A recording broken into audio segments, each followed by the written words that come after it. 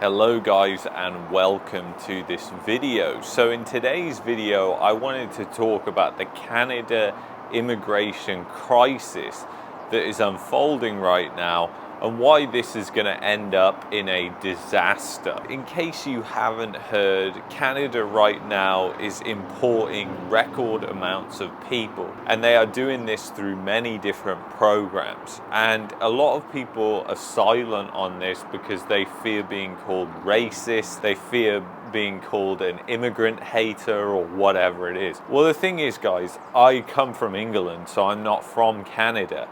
So you can't call me racist, you can't call me an immigrant hater, because I am an immigrant. Unlike most immigrants, I realize that there is a huge problem with Canada's immigration policies that is becoming a disaster. Essentially, what has happened over the years gone by is the skills required to enter Canada have been dropped and dropped and dropped and dropped.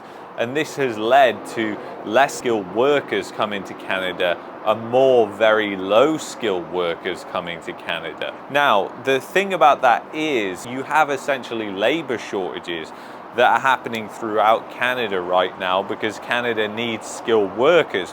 However, Canada doesn't even prioritize skilled workers. They just don't. So the problem is when you've got refugees, more refugees coming into the country versus skilled workers, that becomes a big problem, and you've already got services that are completely screwed over right now in Canada, be it healthcare, social services, affordable housing.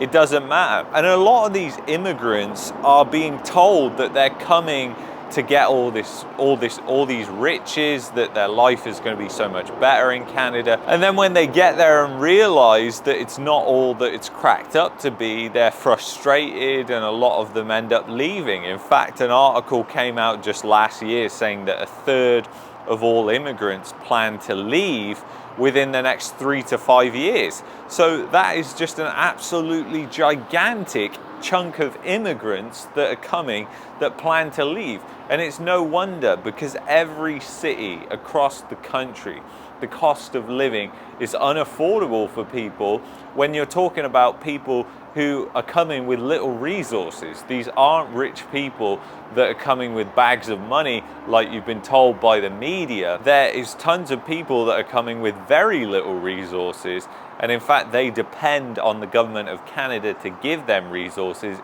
just to afford the immigration fees. And you know, I'm not picking on those people and saying there's anything bad about people going to other countries, seeking out a better life or opportunity for their family. I think that's what all immigrants try and do. The problem with Canada's approach, it has now become anti-skilled worker. It's become biased towards these lower skilled immigrants. And I think the immigration system has become politicized by the Trudeau government. And let me explain that. Essentially, Trudeau knows that by importing these people who are lower skilled, they are more likely to vote for him, especially since he is seen as more of a socialist, more like increasing spending on these government programs that they would benefit from.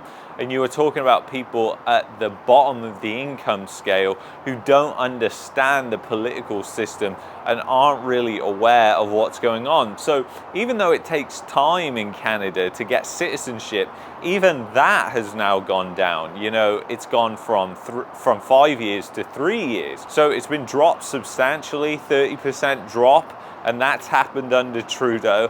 And it's no wonder that that has happened, because he is essentially importing voters. Now, politicians are narcissists. I don't need to tell you this for you to figure this one out. They just are. They don't care about the country. They don't care about you. They don't care about me. They only care about themselves. They only care about getting re-elected.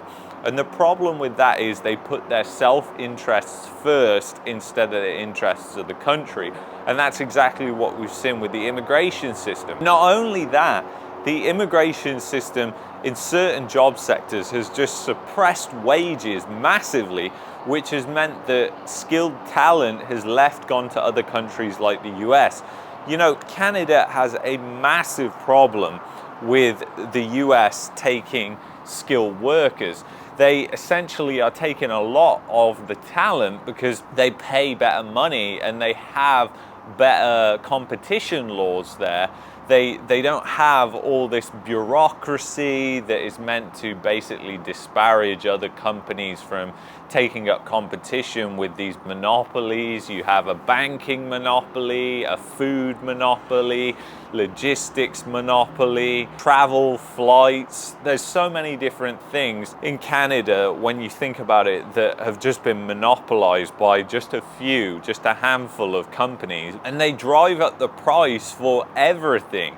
And you know, anybody who's traveled around Europe who's been to other countries, even like Mexico, where I'm at right now, you know that food prices are way, way cheaper in these other countries. And we know it's nothing, when it comes to food prices, it's nothing to do with income. In fact, what food prices are more dependent on is the availability, the competition. And when you look around in Mexico, there's competition everywhere when it comes to selling food. You've got Oxxo, Shoodry, Fresco, Walmart, Costco. There's so many different places, so many different grocery stores, and that means a lot of competition. And then you've got a wide range of products that are available because of that as well. You haven't just got a few brands that everybody relies on.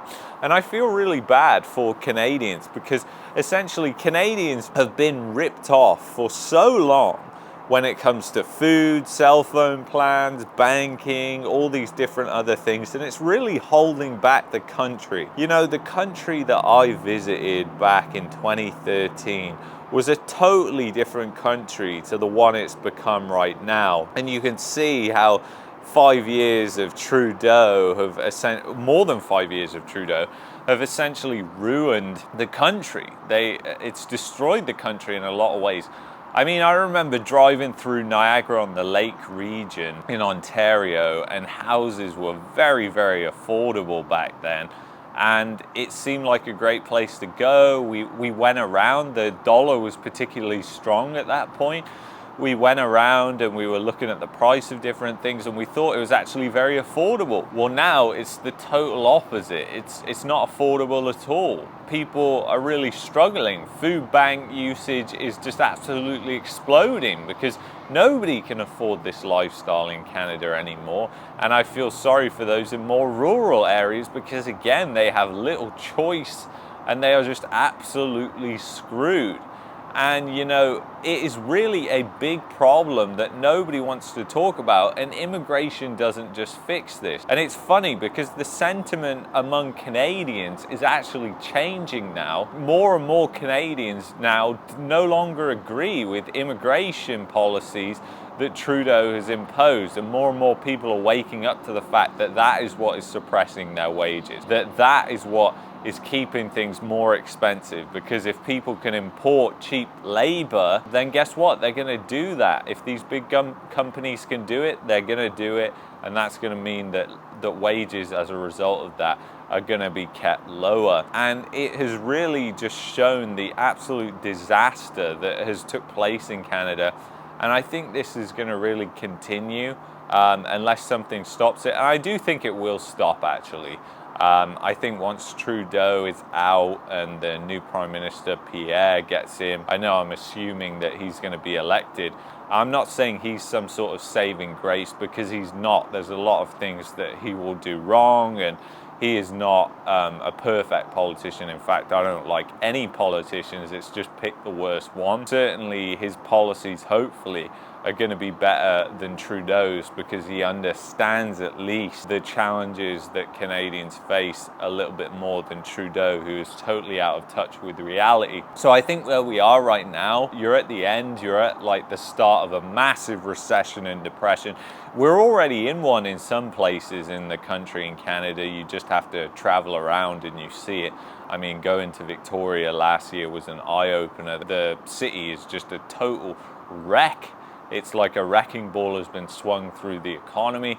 You know, nobody wants to live there anymore because the cost of living is so expensive. People can't get staff there because of that reason. None of the immigrants are going there because of that reason either. So it's just a total disaster there, and businesses are closing as a result of that. So anyway, I just wanted to bring this video to you to talk about these issues that nobody seemingly wants to talk about. I never hear any videos about it, but it's a major problem. Don't believe what you read in the news, that all these people coming have bags of money. All these people that come from Philippines, India, China, most of them are actually very poor, and that's why they're coming to Canada.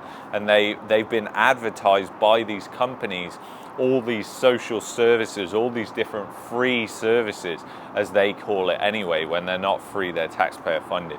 Anyway, if you've enjoyed this video, you might like that one there. You might also like that one there. I'll see you in the next one. Thank you so much for watching.